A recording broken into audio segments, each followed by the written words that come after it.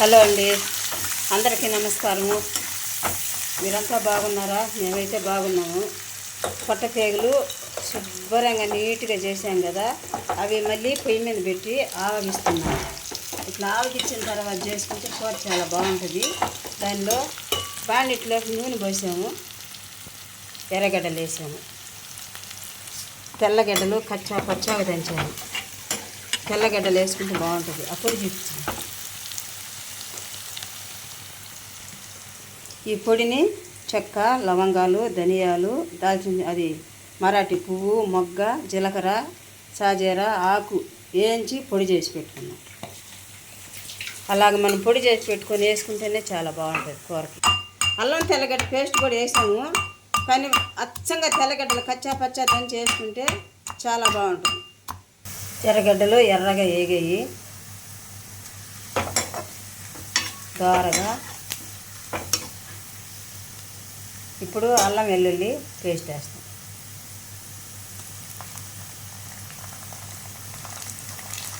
ఒక స్పూన్ వేసి ఒక్క రవ్వ వేస్తాం. ఇది పచ్చి వాసన పొయ్యేంత వరకు వేయించుకోవాలి. ఇప్పుడు మనం కచ్చా పచ్చా దంచుకున్న తెల్లగడ్డ, అంటే పచ్చిమిరపకాయలు వేయవచ్చు, వేయలేదు ఎందుకంటే చెయ్యి బాగలేదు కదా, ఆపరేషన్ చేసింది చెయ్యి కదా, అందుకని మసాలాలు కూడా అన్నీ తగ్గించాం. సన్నగా కట్ చేసి పెట్టుకున్న, ముందే రెడీ చేసి పెట్టుకున్న టమాటాలు కొంచెం అవి బాగా మగ్గేంత వరకు వేయించుకోవాలి.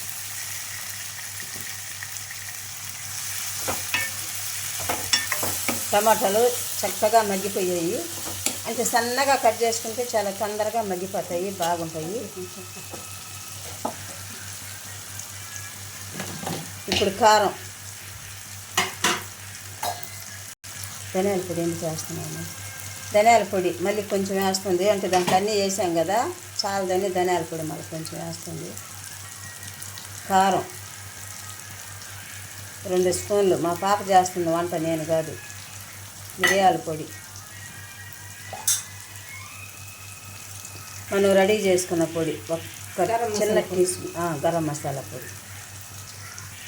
ఇలాగా మనం దంచుకొని రెడీ చేసుకొని చక్కగా సన్న మంట మీద ఎర్రగా దోరగా వేయించుకొని పుళ్ళు ఈ వాటాన్ని వేసుకుంటే కూర స్మెల్ బాగుంటుంది. రామచిలక రాగాలు తీసే కోకిలమ్మ కూలాడినట్టు ఉంటుంది కూర పని. ఈయన మీద తీగతో మీటినట్టు ఉంటుంది. అలా మనం వేయించుకొని చేసుకుంటే. ఇప్పుడు ఉడికించుకొని ఆవిరి పట్టించుకున్నట్టువి ఈ పొట్టపేగులన్నీ వేసేస్తున్నాము, కొంచెం ఫ్రై చేస్తాము. సాల్ట్ వేసి ఆవగిచ్చింది, కానీ ఇప్పుడు కొంచెం సాల్ట్ వేస్తుంది. చాలా పోతే మళ్ళీ చూసుకొని వేసుకోవచ్చు. పైన కొత్తిమీర, కరివేపాకు కొంచెం జల్లింది. కూర అయితే మగ్గింది. ఇప్పుడు నీళ్ళు ఎప్పుడైనా ఏ కూరకైనా మనం ఇంత వేడిగా మసాలాలు వేయించుకున్నప్పుడు చల్లగా చన్నీళ్ళు పోస్తే ఏమవుతుందంటే కూర జవదెళ్ళిపోతుంది. అదే కానీ వేనీళ్ళు కానీ మనం కానీ కాసి కానీ పోసుకుని కూరలో ఇంకో కొంచెం రుచి పెరగద్ది. అందుకని ఎప్పుడు కూడా వేనీళ్ళు కాసే పోసుకెళ్తాం. మా పొయ్యి మీద ఎప్పుడు వేనీళ్ళు కూరలు ఉంటే పెట్టే ఉంటాం. చూసారా, వేనీళ్ళు పోస్తే ఆ కూర కూడా చల్లారకుండా ఎలా ఉడుకుతుందో అంత చక్కగా ఉంటుంది. కూర ఉడుకుతుంది, మూత తీసాము. ఇట్లా ఇంత ఉడకబెట్టినా మేము కొంచెమేనండి నీళ్ళు వేసింది, కానీ ఇంకా నీళ్ళు ఊరేటట్టున్నది. నేను ఏ కూర అయినా కూడా సాధారణంగా పొయ్యి మీద ఉడికేటప్పుడు ఉప్పు మాత్రమే చూస్తా. సాధారణంగా నేను తినను, కానీ ఈ కూరను చూస్తే మాత్రం నాకు తినేయాలనిపిస్తుంది. సూపర్ అంటే సూపర్, చాలా బాగుంది.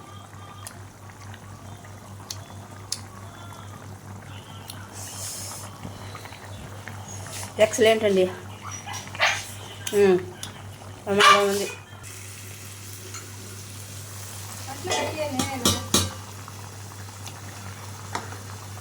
చిక్కబడిపోయింది. ఈ పులుసు, ఈ సేర్వ కొంచెం తాగితే కూడా మంచిది. చేతులు కాళ్ళు దెబ్బలు తగిలిన వాళ్ళకి ఈ సూప్ ఇస్తే చాలా మంచిది. ఎముకల సూపు, మటన్ తెచ్చుకున్నప్పుడు మటన్ సూపు ఇట్లాగా. ఇది కూడా అయిపోయింది కూర, ఇంకా ఇంచుమంచు ఇంక దించేసేదేను. ఒక 2 నిమిషాల నుంచి దించేస్తాము. కూర అయితే అయిపోయింది, మూత పెడుతుంది. ఇది ఫ్రై. మసాలాలు అంటే టమాటా, ఎర్రగడ్డ, ఇప్పుడు మీకు ఇందాక నేను చూపించిన మసాలాలు మాత్రమే వేసేది. ఇది ఫ్రై లాగా చేసేస్తాము. ఇవి రెండు కూడా తినేటప్పుడు చూపిస్తాము. ఈ ఫోన్ అయితే ఆగిపోతుంది, ఈ వీడియో అయితే ఇది ఇక్కడి వరకు ఆపేసి మళ్ళీ తినేటప్పుడు చూపిస్తాము. మొత్తం షార్ట్లో తీసేస్తున్నాను.